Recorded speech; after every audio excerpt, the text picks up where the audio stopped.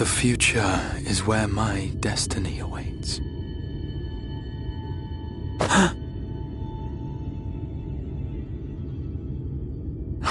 Forgive me, I was lost in a dream. I needed some fresh air and thought to rest for a moment. It would seem I am more fatigued than I realized.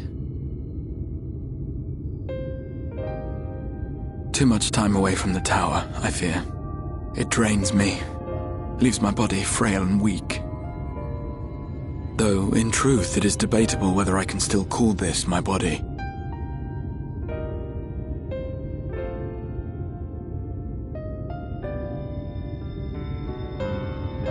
When first I turned my mind towards the salvation of the world, I came to the conclusion that it would take many long years, many more than remain to me.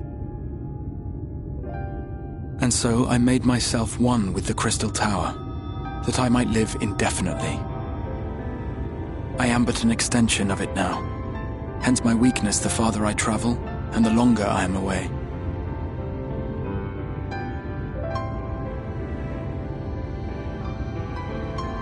It has been quite a journey. But thanks to you, the end is in sight. My wish will finally be fulfilled. How goes the construction effort?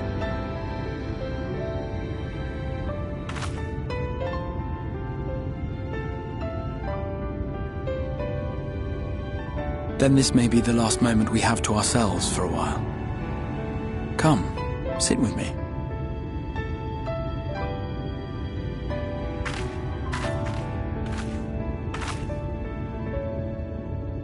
Tell me, when all of this is over, what will you do?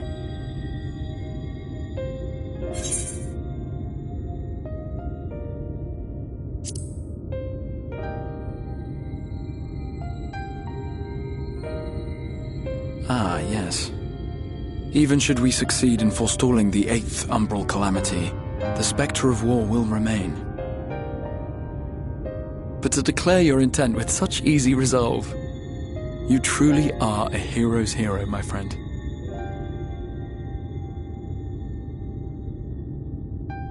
But whatever it is you decide to do, I have every confidence that you will do well, for you have the strength to forge your own path.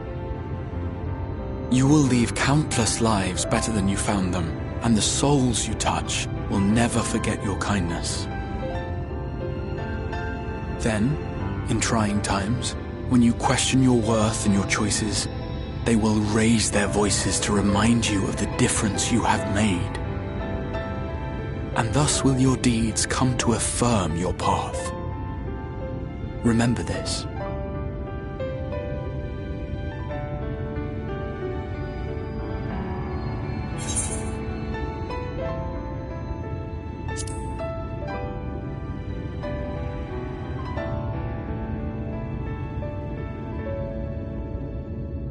When this is over, indeed. I once told you that there are things we can ill afford to lose. Things, I said, though in truth I spoke of a person, one who is unaware of the full extent of my plans. Though she deserves to know, I have good reason to keep my counsel. I have come to terms with this in my mind, yet my heart yearns to lay everything bare. For she is my inspiration, and I would give much and more for the chance to speak with her as friends, with no thought of concealment. Should she indulge me with her tales, I would regale her with my own, about my efforts in Northrend, perhaps. Though, ultimately, that tale is more yours than it is mine. Then, I would ask her about her next adventure, and if she should wish me to be a part of it, oh, how happy it would make me. Together we would travel the lands and cross the seas and take to the skies upon the eternal wind.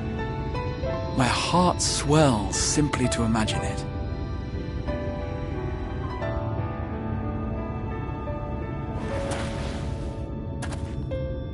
But all of this is contingent upon our victory in the coming battle.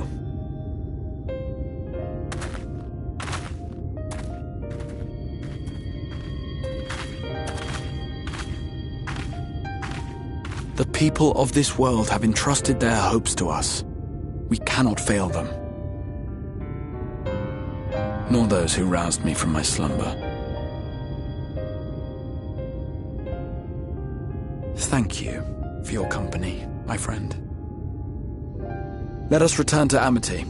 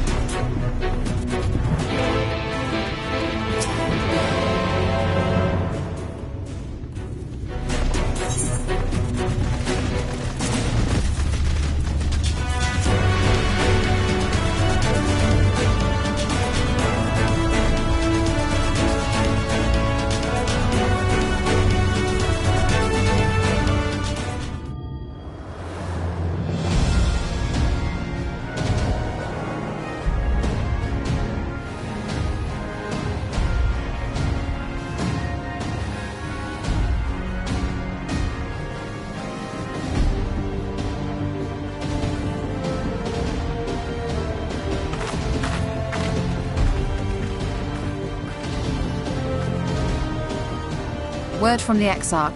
All is set on his side, and we may proceed when ready. Well, we have sufficient stone for our needs. Likewise, preparations for the imbuing have been made according to thine exacting instructions.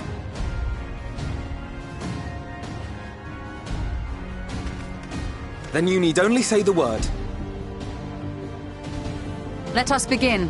See that everyone is in position. We shall catch Vorthri, mountain and all.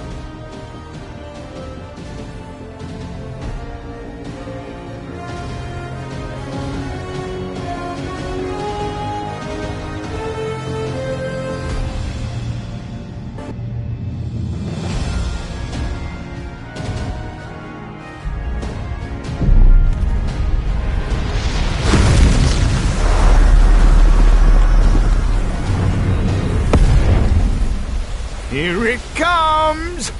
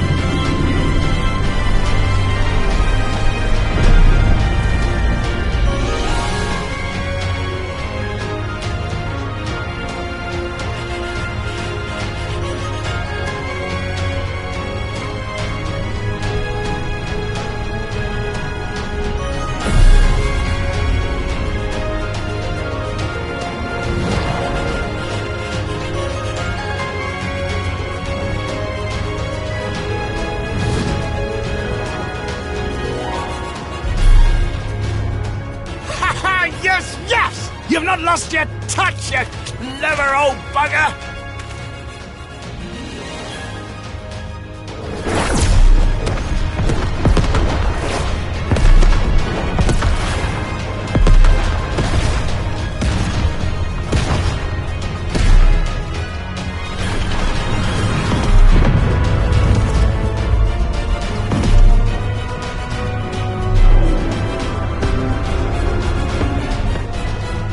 See what they're doing? If its hands are damaged, it won't be able to cling to the mountain. Oh, I knew this was a terrible idea. Vorthri marshals the Eaters to his defense. This was only to be expected.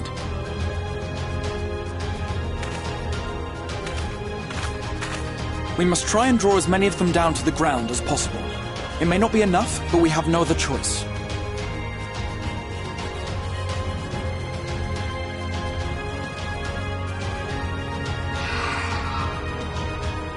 Is that?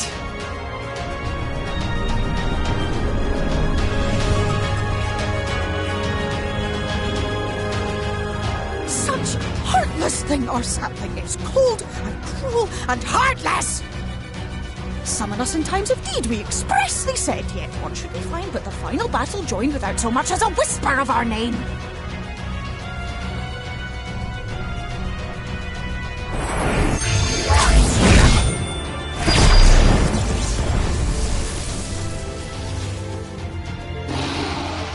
Yes, we may also have said that we Fae folk have no interest in the struggles of men.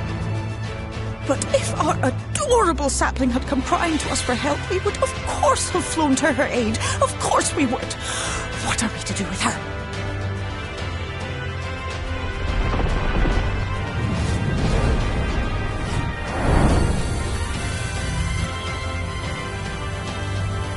We are so very, very sad. You will play with us. us up again!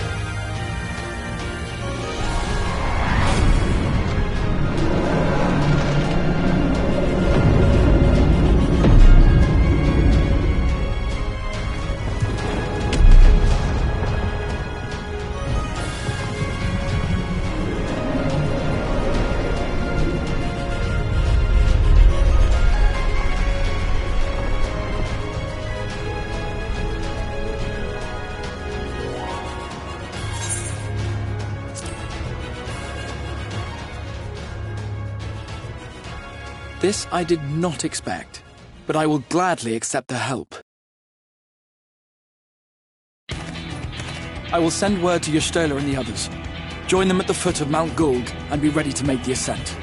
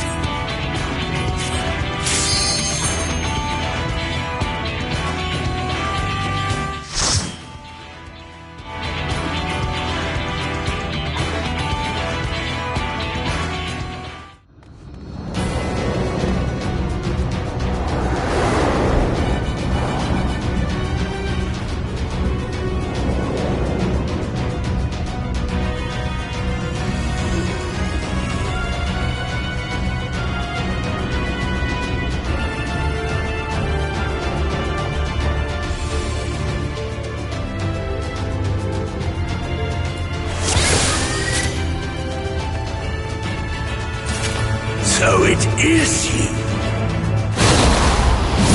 You will not defile my new paradise!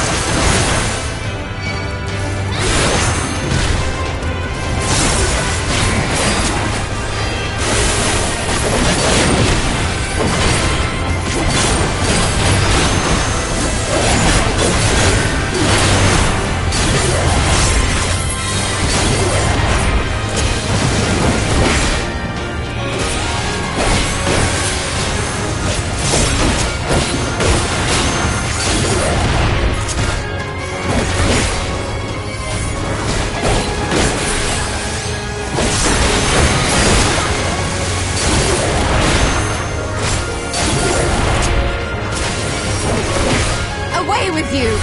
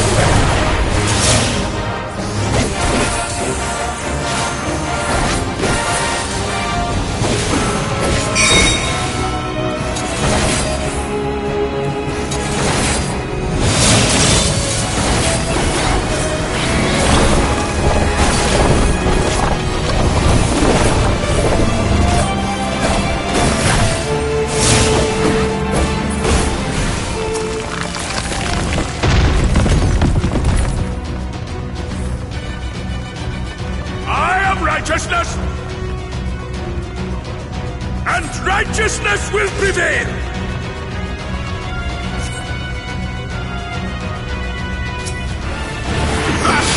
Can't you do anything by yourself?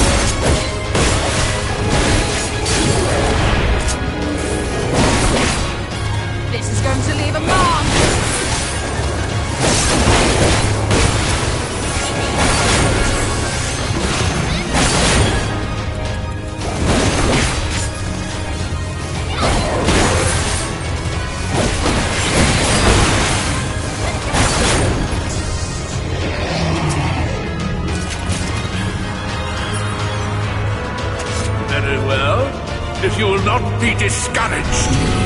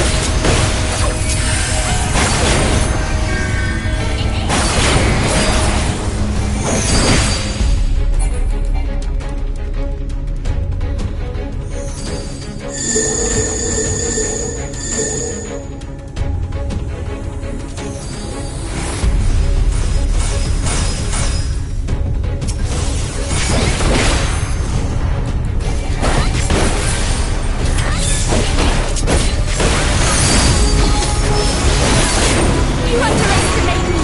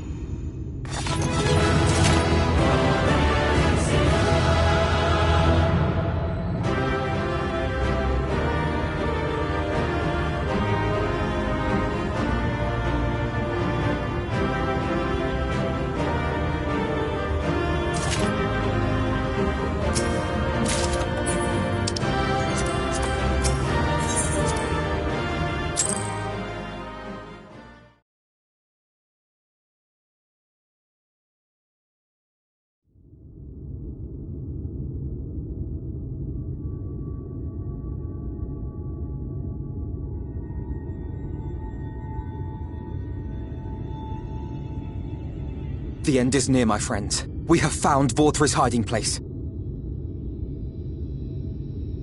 Unrepentant villains!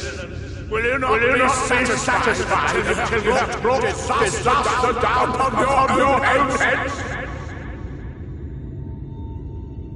By your wickedness, you stand to gain naught but ceaseless conflict.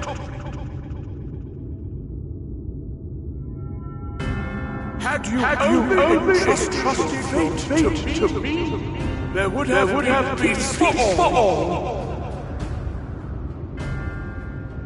You could have lived bliss in my eternal paradise, free from the burdens of conscience and purpose.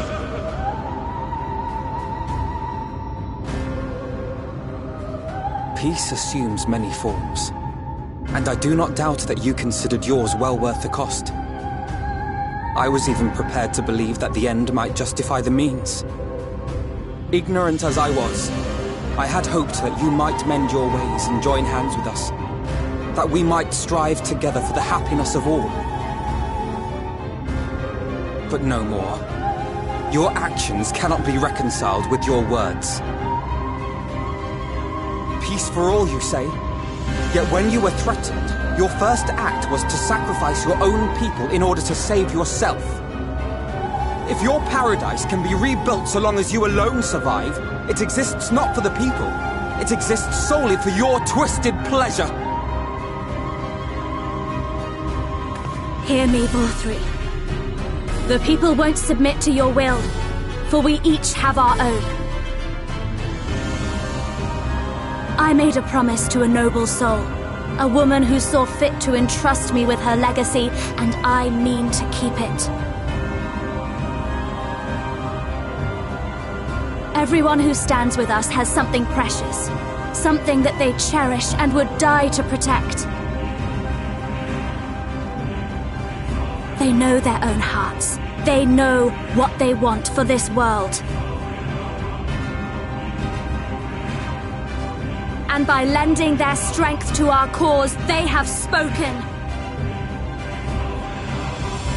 No matter how hard you may try to bend the world to your will, we will never yield! Silence! Not another word!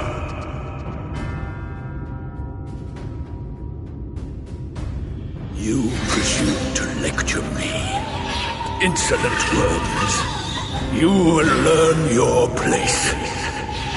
With my true powers awakened, I will expunge you like the filth you are. Your demise will serve as a reminder to all that I am the zenith of mankind and Shinita both, chosen to rule over creation by right of transcendence. My very existence is virtuous. I am perfect, immaculate. He seems disinclined to grant us an audience. Find Vorthree. We will hold the Eaters here. Come! Let's finish this!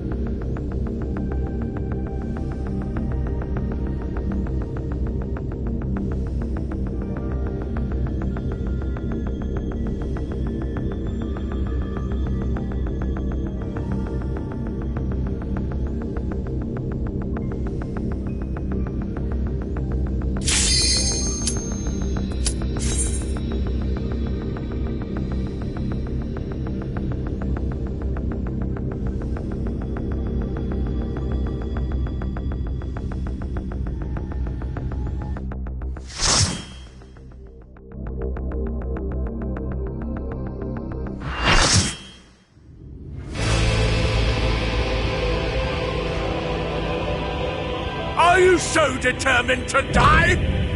One last chance, villains! Bow down and acknowledge your king! Your god!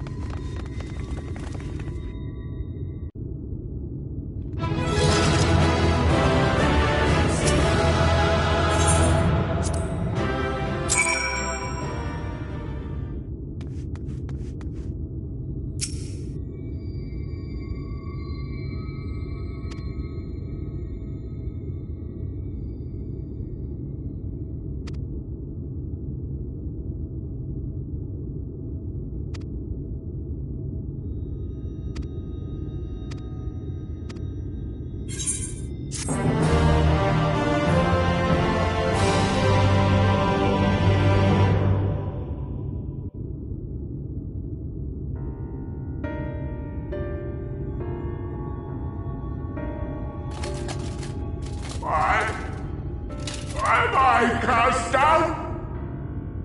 But it is you who are the villains. Father told me that I am hope. I am righteousness. That I am a god. That is why I was born as man and sin eater both. I kept the people safe. They respected me, worshipped me. How can this be?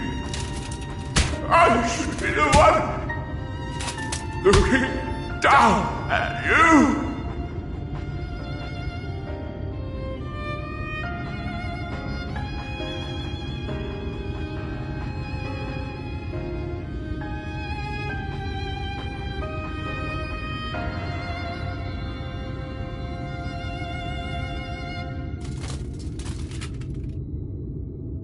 Help me!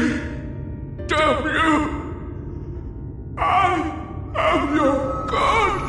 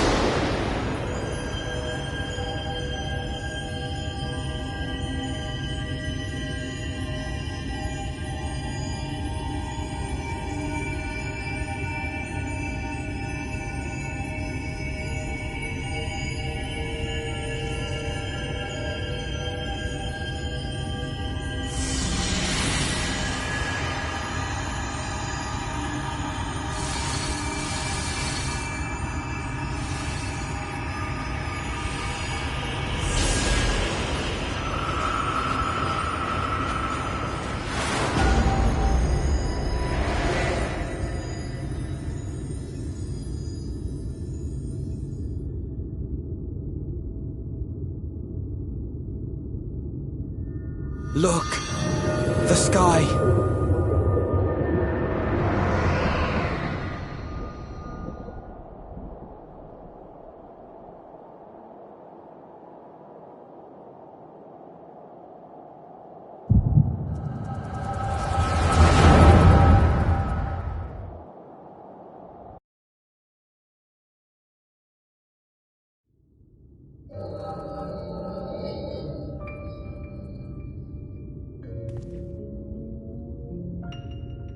Fools! Were it not for my decisive action, the whole city would have been overrun, razed to the ground. Yet they dare to complain about casualties? Spare me. I'll wager they were put up to it by those wretches who seek to usurp me. They're stirring up the citizenry. But if they think I will yield to the likes of them, they are gravely mistaken. To be subjected to such deplorable treatment, such ingratitude. You have my sympathies, sir.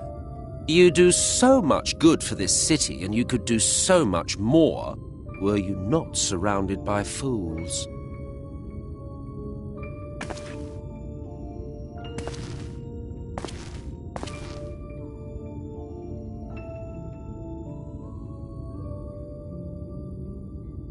Who are you? You're not supposed to be in here.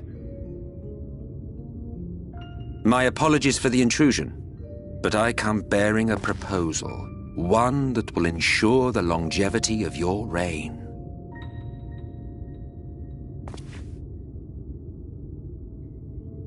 But give me the word, sir, and I will bring hither a light warden. By giving its power to the babe within your lady wife's womb, we shall create a transcendent being, a king to rule over all. And as sire to the king, your authority will never again be in question.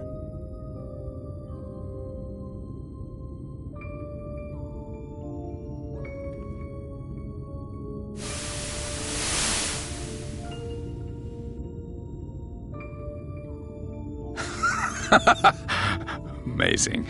Before my Vothri, they behave as docile pets. With this gift, my line shall be guaranteed power for perpetuity. We shall rule the whole world. By all means, sir. United under Yulmor's banner, men will cease fighting and abandon their ambitions. Thus, they will grow fat and complacent, and in their sloth, seal your supremacy.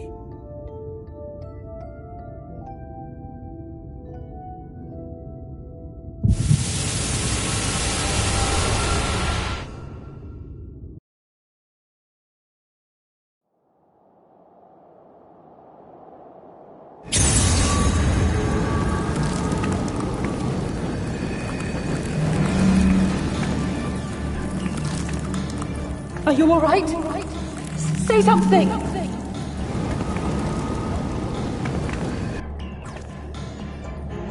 Twelfth End. She cannot contain the light.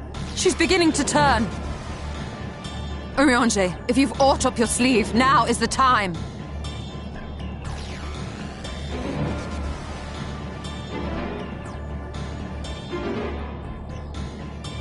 It's changing back.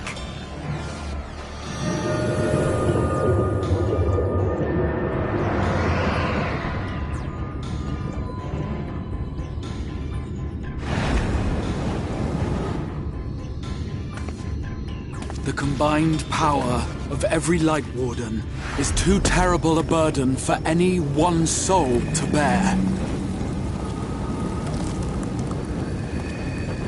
And so I shall relieve you of it.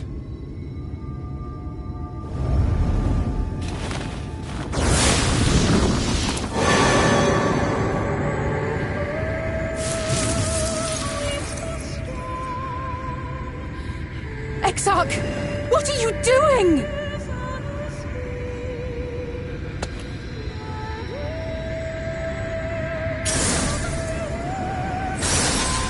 I will channel this profusion of power to the Crystal Tower and use it to travel to other worlds. As I have dreamed of doing ever since I first learned of their existence.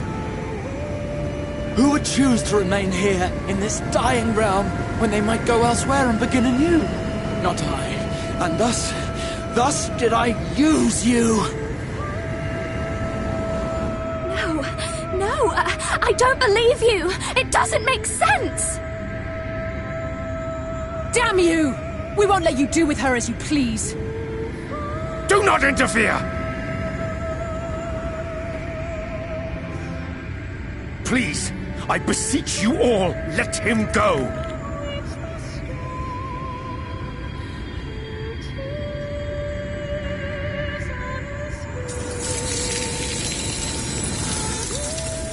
You knew of this, Urianger.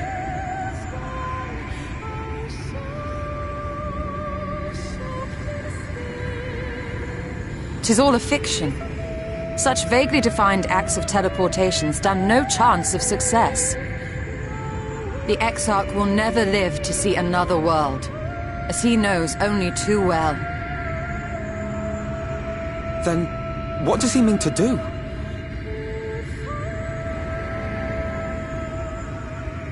He means to take the light with him into the rift, where he will die. From the beginning, he intended to sacrifice himself to save our friend and Norvrent.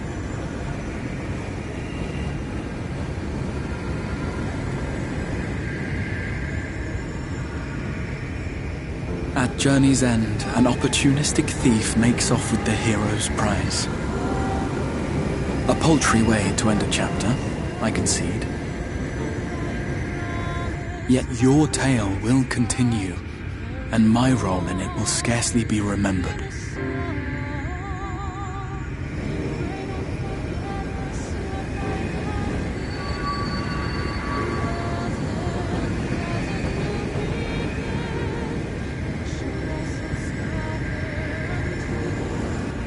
Worry not. Whatever should become of me, I will be happy and free, safe in the knowledge that I have played my part.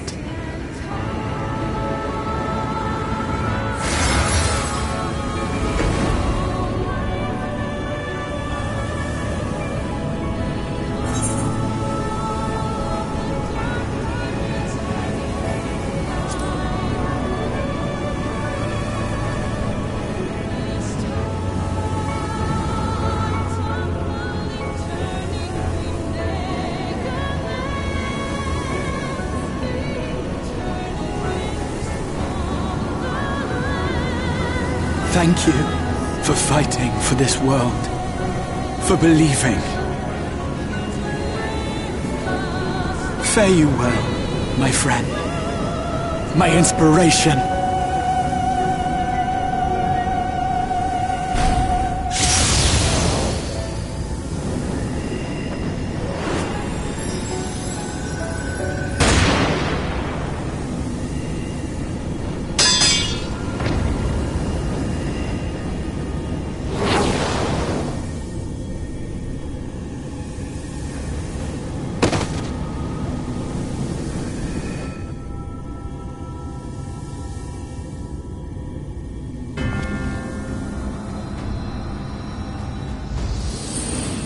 Only those who possess the royal eye of the Allagan Imperial line are capable of controlling the Crystal Tower.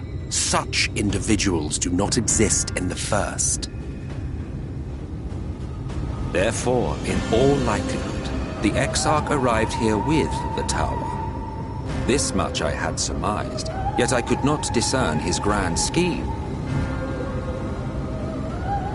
To think that he went through all this trouble for the sake of a single hero. It's almost admirable in its absurdity.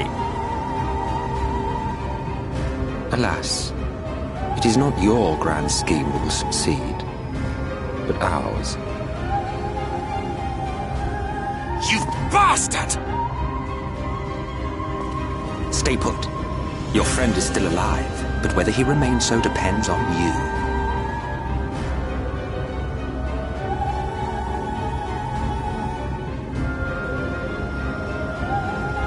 What a disappointment you turned out to be. I placed my faith in you, led myself believe that you could contain the light. But look at you now, halfway to becoming a monster. You are unworthy of my patronage.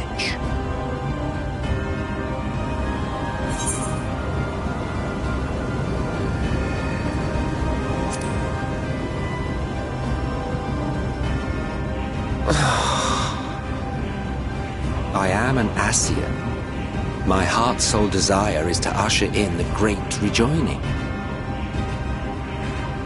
100 years ago, I entrusted my comrade Logriff with the task of increasing light's sway over this world. This we sought to do by manipulating heroes. When that failed to achieve the desired result, I created Vorthri. Thanks to your meddling, that too has ended in failure. What was your true purpose in approaching us? By your 12, boy, have I not told you before that everything I said was the truth? You were specimens by which I might gauge man's potential as it stands. I genuinely had an interest in you. Genuinely considered taking you on as allies. Provided she could contain and control the light. If not, then she, and by extension you, would be of no use to me. 'Twas as simple as that. So, we've been found wanting. How disheartening. But even had we fulfilled your conditions, there was no guarantee that we would cooperate. What then? Then I simply kill you all. At the very least, it would restore the world to the way it was before you went about trouncing Light Wardens willy-nilly. Suffice it to say, it would be most inconvenient to have all that light taken away. And I would be lying if I were to claim his actions didn't have me worried.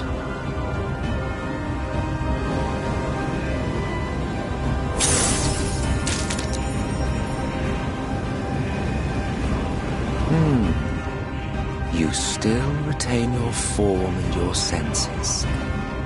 But you have all but become a Sin Eater. Whether you will it or no, your mere existence will serve to engulf the world in light. Those in your company will likewise turn into Sin Eaters.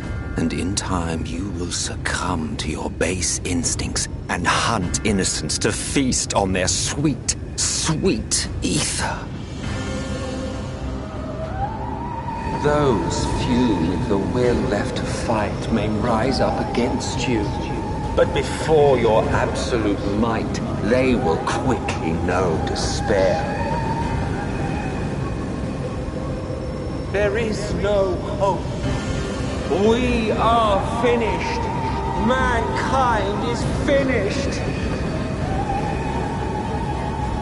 Ah, the irony. What Forthry achieved through bliss, you achieved through despair. But I have overstayed my welcome. I shall look forward to seeing you bring the world to its knees, hero.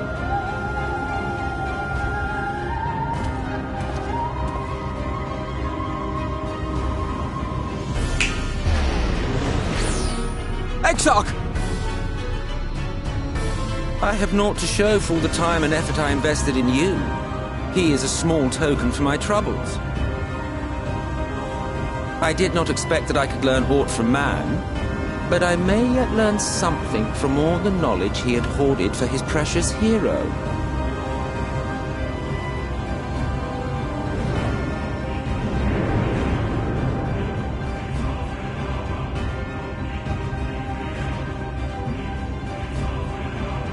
I pity you, I do.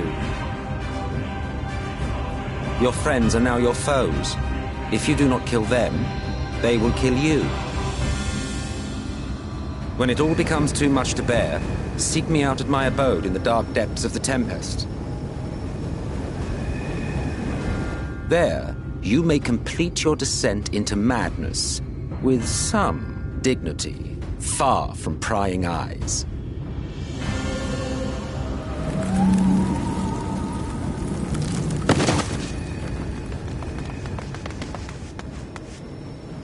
Till then, I bid you farewell. Eater.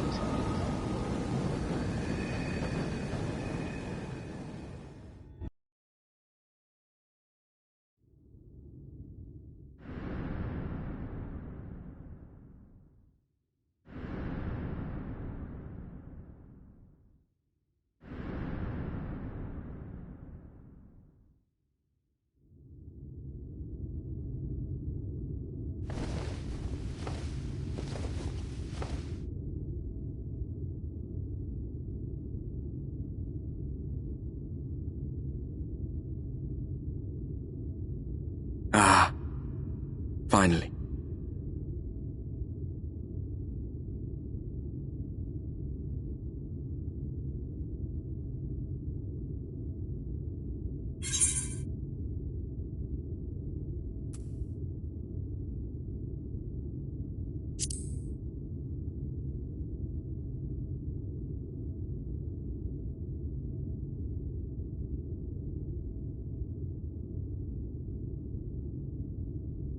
After you collapsed, Emmet's self vanished.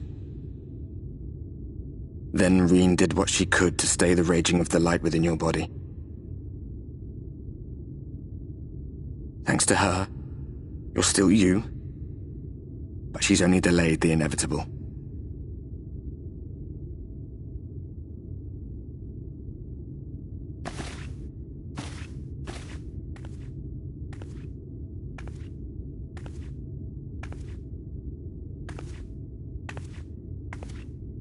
You're not going to like what you see, but you still need to see it.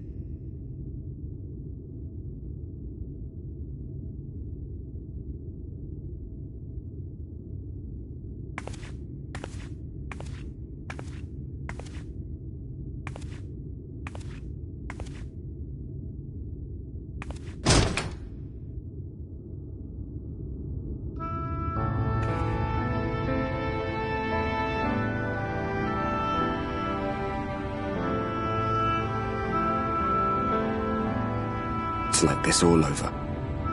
The whole of Norvrat is shrouded in light again. And it's because of you, and the power you absorbed from the Wardens.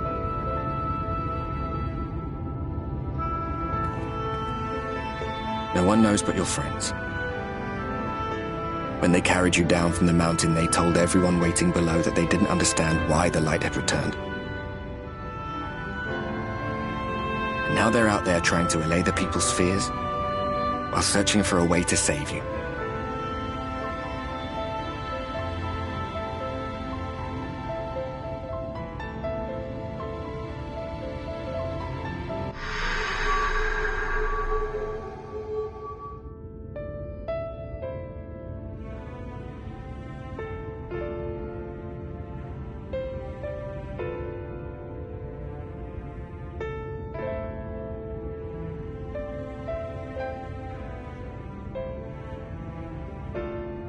If you're well enough to be up, you're well enough to get some fresh air.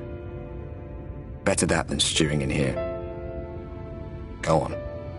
Go.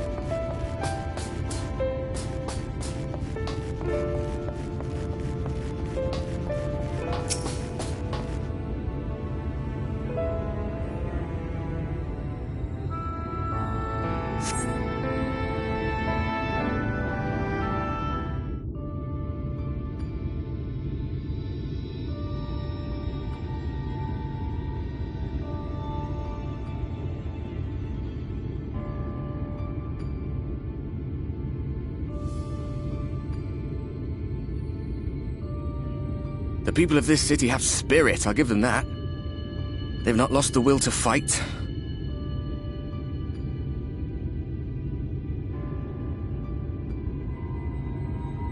I can imagine how torn you must feel, looking at that sky, knowing what it means to everyone, and that you're responsible.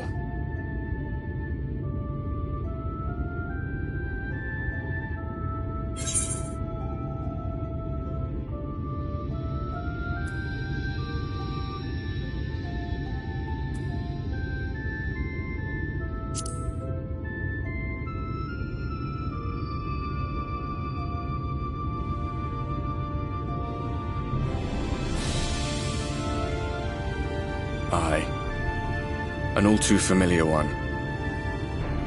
Here you stand alone, expecting no one else to bear the burden for you.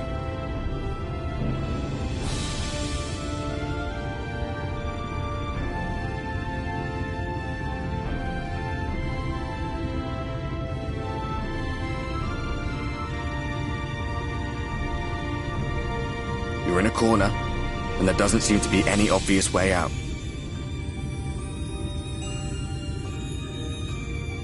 That doesn't mean it's over. However hopeless it seems, you haven't lost yet.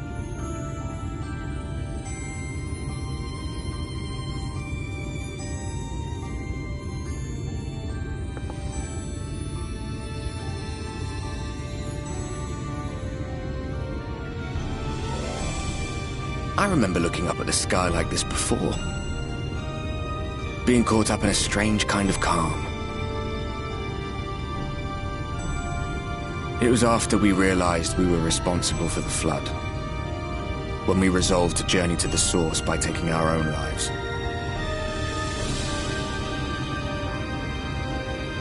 One last sacrifice, one last fight, one last failure. And then the Oracle appeared and, well, you know the rest. There were times in the years and decades that followed when I wondered if we might not have been better off just letting the rejoining happen.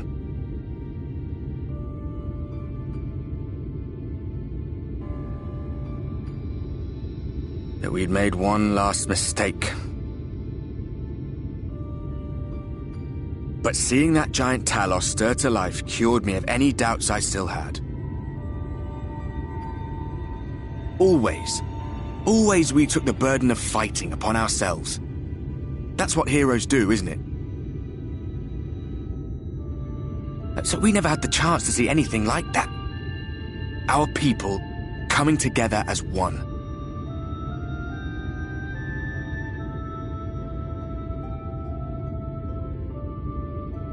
To think that their hope still burned so bright. That they were still so eager to live, they would lift up their fellows, one on top of the other, till they reached the sky. No. We made the right decision. And I can finally feel proud of the part we played in helping this world survive.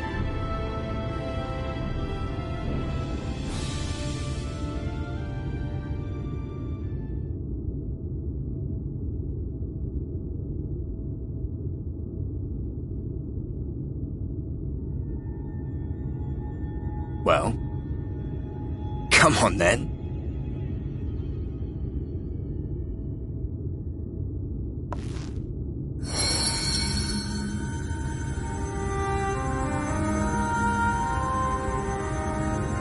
As I thought, what happened between us was no coincidence.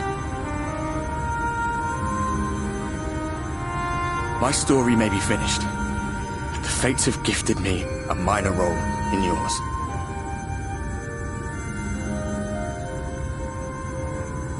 I suspected as much the moment I realized you could hear me. But it's hard not to doubt yourself when you're the man who caused the flood. I was afraid to do anything more than watch for fear of making things even worse. But no longer. After all, the path I once walked is now yours to finish.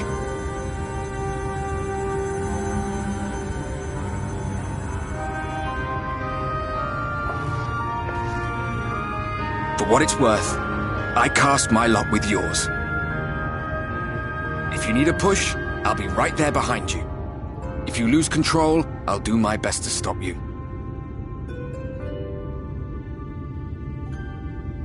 So, let us be about it, hero.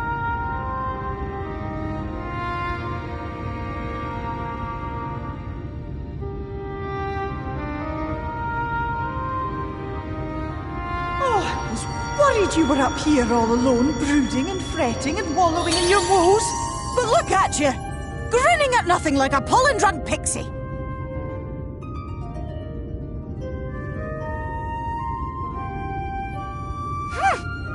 Look at what you've done to your ether. It's a mess. And you have cracks running all through that pretty soul of yours. My poor little sapling. Whatever am I to do with you?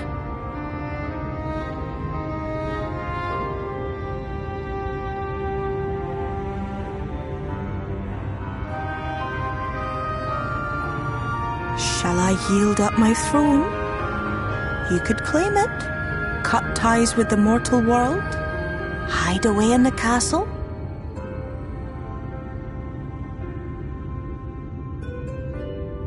It won't fix the problem.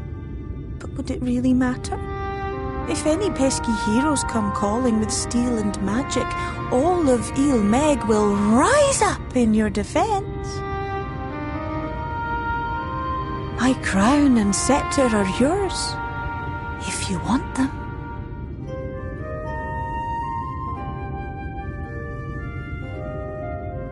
What? Don't give me that look! Of course I knew before I asked that you'd never ever heed such a wicked suggestion.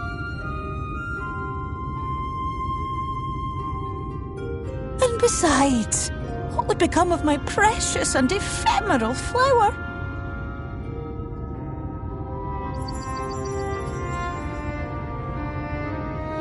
Oh, my dear beloved sapling. You are lost, confused, and have precious little time to gather your wits. Your kind is always so preoccupied with what lies ahead, and so we muddle your vision with fog and glamour. But such trickery is easy to see through. Stand very, very still. Think not of where you need to go, but where you are right now at this moment, at this time, in this place.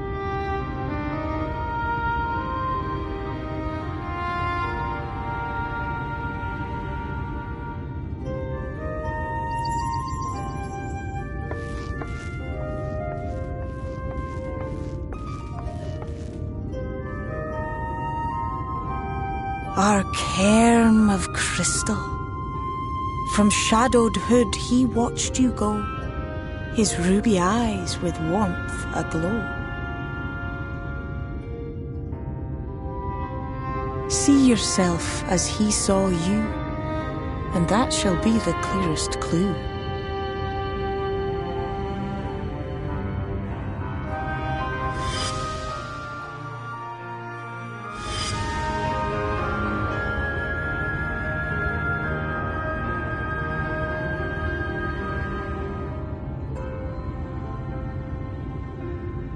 You stand in his garden, dear sapling. Ask his flowers what they know, and you will surely find an answer. But what will you do with it, I wonder? I'll be watching and waiting. Waiting and watching.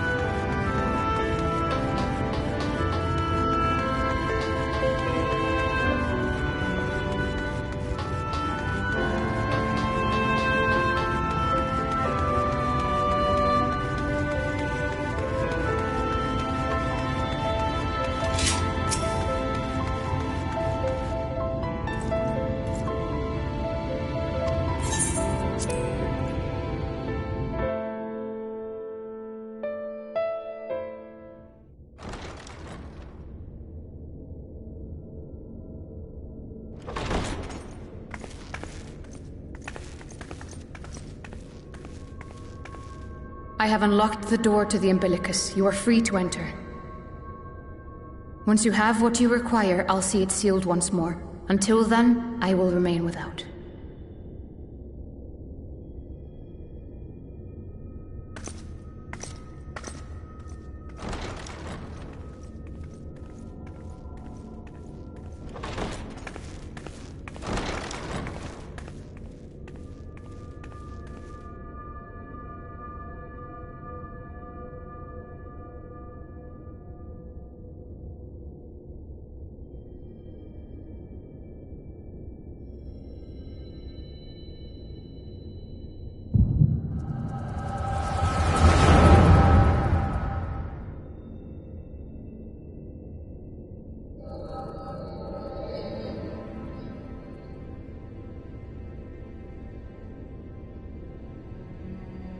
A moment to collect my thoughts, I prithee. Thy true name is Grahatia, then? By thy claims, thou too art a native of the Source, though from an age beyond our own, when the 8th umbral calamity hath visited devastation upon our star. Thou hast, by subtle means, reached across the boundaries of time and space to unsow the seeds of catastrophe, ere its creeping vines drag our champion unto an early grave. In essence, yes. A difficult story to swallow, I am sure.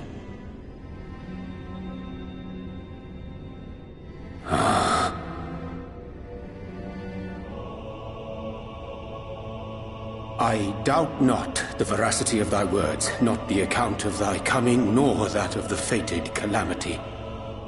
Yet my mind straineth still to apprehend the enormity of this tale. Wouldst thou favor me with a gradual unfolding of its chapters? Certainly. But where to begin? I should start with those great minds who survived the calamity. Sid Garland being perhaps the greatest. In hopes of staying the unending tides of war, he and his fellows pursued all manner of possible solutions. One of these was rooted in a theory which unified several fundamental principles discovered over the course of the Warrior of Light's adventures. It proposed a method by which one could enter the river of time, traverse the rift, and leap between worlds. Perfecting that idea, however, was a work which consumed their lifetimes, and thus was it left to future generations to decide whether theory would be put into practice.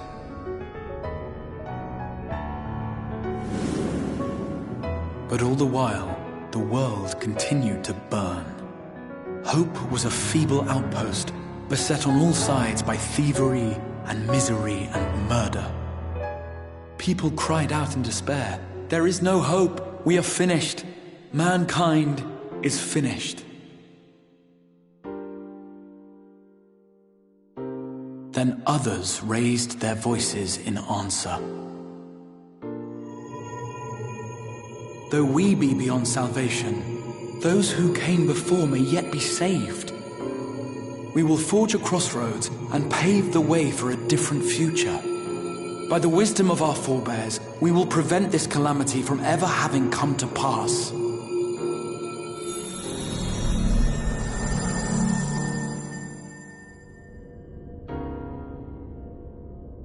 The fighting went on unabated, but some few took up Sid's research and labored to realize those impossible ideas.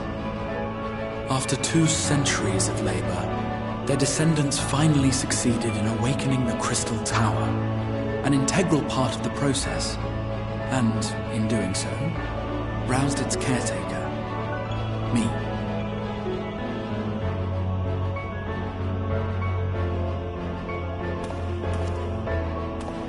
By this stage, scholars had largely established the phenomena underpinning the rejoining, and identified the first as the shard which precipitated the 8th umbral calamity. This grand structure was already capable of storing the energies required to attempt the translocation. All that remained was to augment some few of its functions based upon the theoretical models of Sid and his compeers. And by means of such technologies didst thou effect thine arrival in the First, to an age before this star had joined with the Source.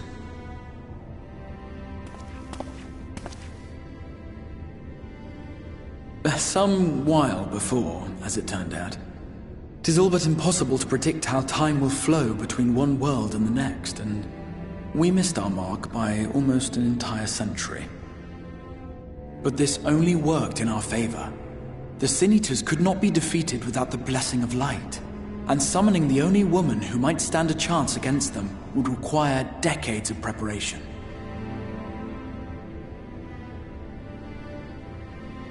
An undertaking of scarce credible endurance. That thou hast kept thy plan from falling into disarray these many years bordereth on the miraculous. Yet howsoever history be rewritten, thy present self was shaped by events which followed the calamity. Should said catastrophe be averted, the very skein of thine existence will unravel. Surely thou hast foreseen this. I am aware of the consequences. 'Tis for that very reason Sid and his colleagues bequeathed their legacy as an offering, and not an edict. To give all of oneself for the happiness of others, and with no promise of reward. 'Tis a hard thing to ask. Harder still for those condemned to survive in a world which pitted brother against brother. Indeed, you are right to call the execution of this plan miraculous, though the force which held it together was nothing so inexplicable. It was her. The warrior of light has been our unbroken thread.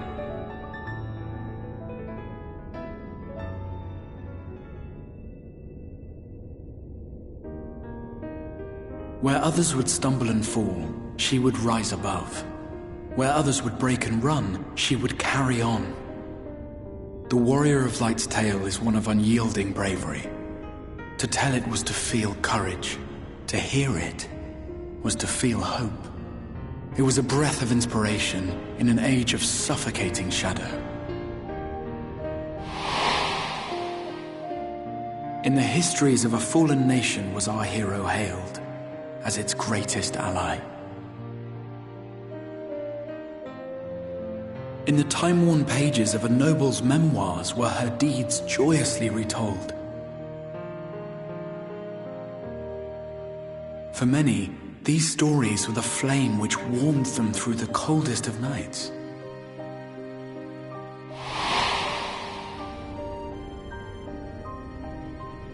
And so it should come as little surprise that the plan found no shortage of volunteers, concerning as it did the Warrior of Light herself.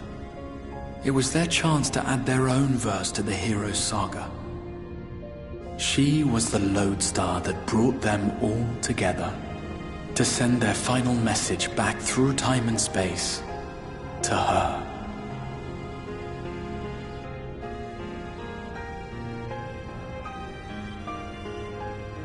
The light of your legacy was our torch in the darkness. Burn bright again and live.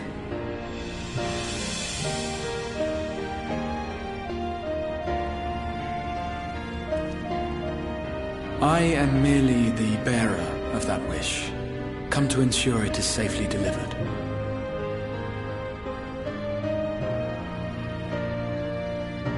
Wherefore sharest thou this burden with me and no other?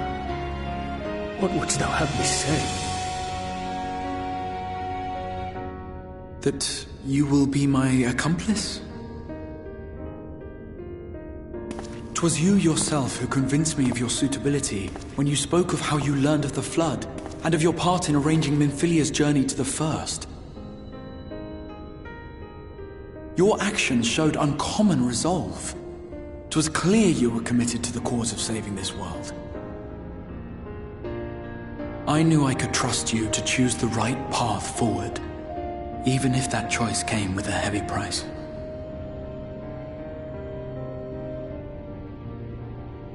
What price?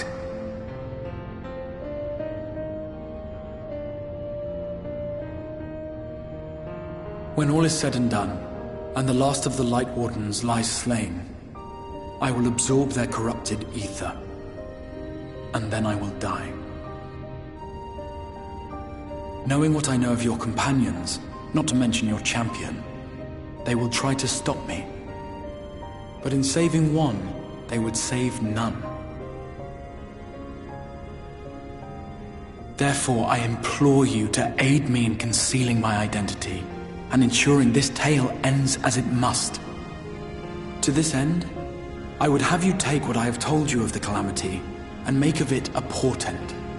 A prophetic vision you beheld in the swirling chaos of the rift.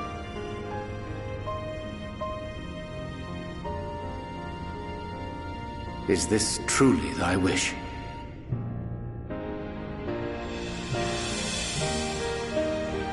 History remembered the Warrior of Light, as I knew it would. And I will suffer no other to rescue the champion whose star has charted my course.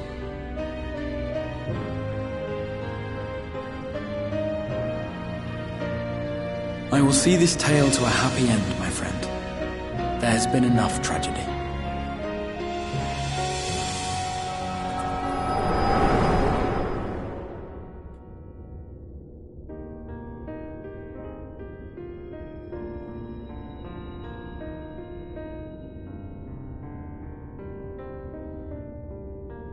Careful now. If you lose control again, the light could claim you for good. Although it's probably only a matter of time before you succumb to the change in any case.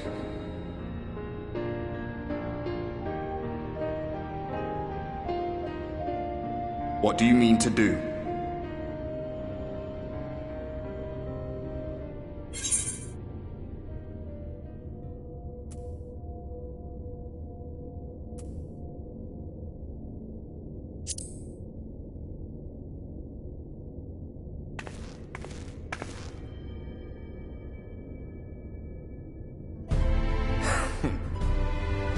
We should be on our way.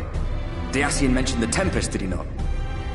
That's the stormy seas around Calusia to you. His lair must be down there somewhere, hidden beneath the waves.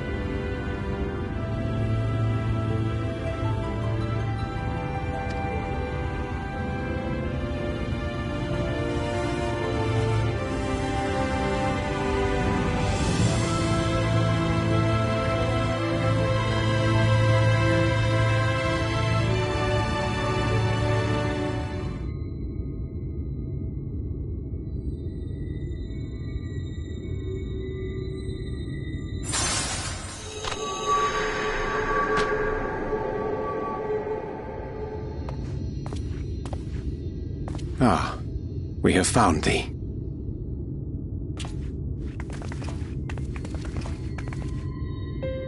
Word reached us of thy recovery, and thus did we gather with all haste.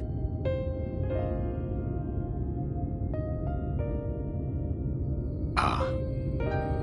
By thy looks I gather thou hast gleaned that which I came to tell thee.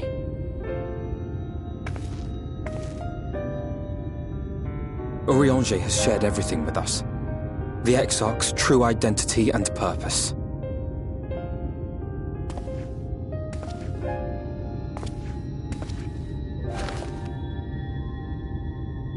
I offer no excuses. When I agreed to aid the Exarch with his plans, 'twas in full acceptance of the condemnation I would face when my duplicity was laid bare. Yet it is not rancor, but resolve that I sense in thee. Thou art fully intent upon walking thy path to its end, art thou not? If thou canst forgive my deception, or, failing that, set aside thy displeasure for a time, I do beg leave to follow thee. What strength and wisdom I possess are thine to command.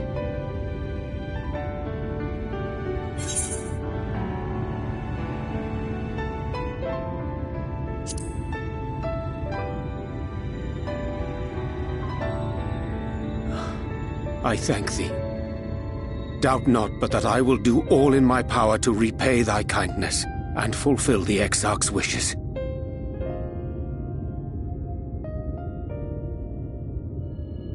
I'm sorry, but I don't think this is a good idea.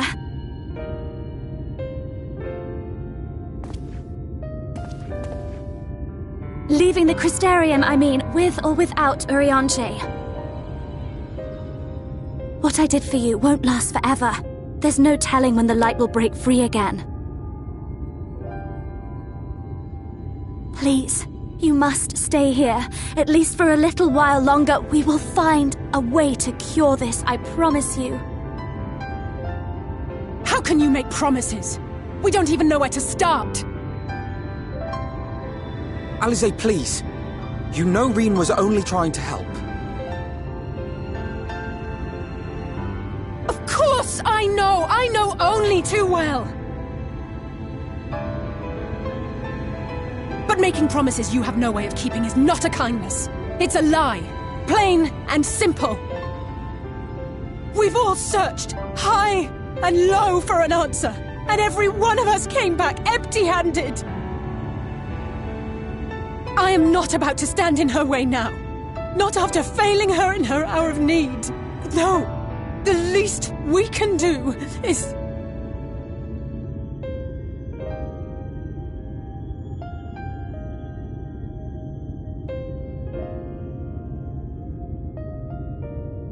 We will go with you as well. There is naught to be gained by standing still. Indeed, we have exhausted every other avenue. Lead, and we shall follow. If there is any hope to be found, then we will surely find it at your side. Are we all in agreement, then?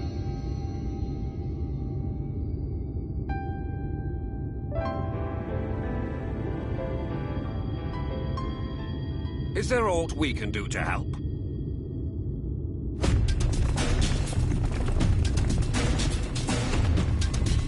Though we may not know the whole story, we do know you're in for a fight.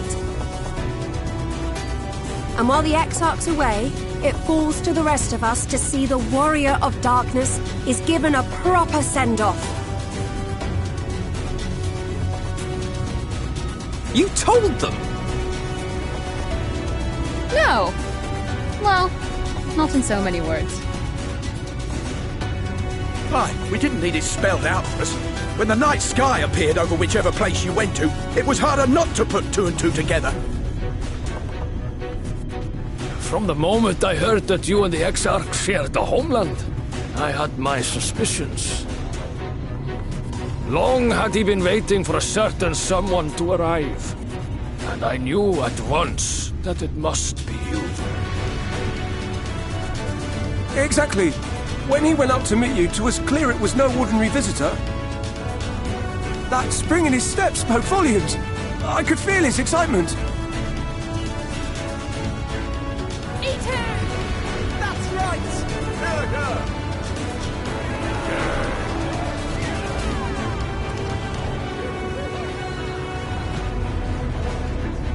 We do not fully understand where you or the Exarch hail from, or why you've all done so much to protect us. But we are deeply grateful nonetheless. So, if there is anything at all we might do to aid your journey, you need only name it. What would you have of us?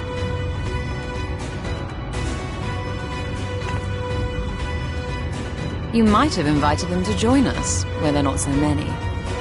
But come, they are waiting. What is your will, O warrior of darkness?